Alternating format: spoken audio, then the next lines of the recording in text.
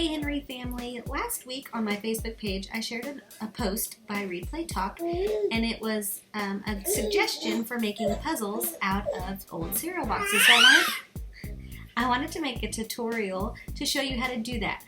Now the tutorial that I'm going to show you is a little bit harder, but it kind of has two levels.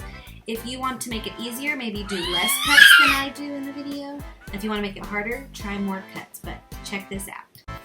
I started by getting this Cheez-It box and cutting the front off. I decided to make this a two-sided puzzle, so I'm drawing my name in a fun pattern on the back. You could draw whatever you want, maybe a picture of your family, your name, or your favorite word.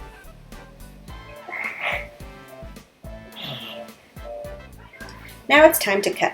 You might want to ask your parents for help with this part. The more pieces you cut, the harder the puzzle's going to be.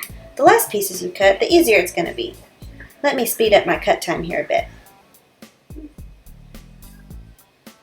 Alright, now it's time to put the puzzle together.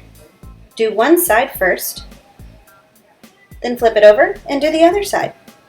This side was much more difficult because my pattern made it hard to tell which piece went where. And you're done. I decided to store mine in a Ziploc bag, and I cut the corner off of the bag to let air out. Alright, I hope you guys try it out and have fun with this. The ReadPlayTalk page did suggest using carpet as the playing surface for the puzzle. They said it was a little slippery on tile. My table seemed to be okay, but it was a little slippery. You might have noticed that in the video a little bit.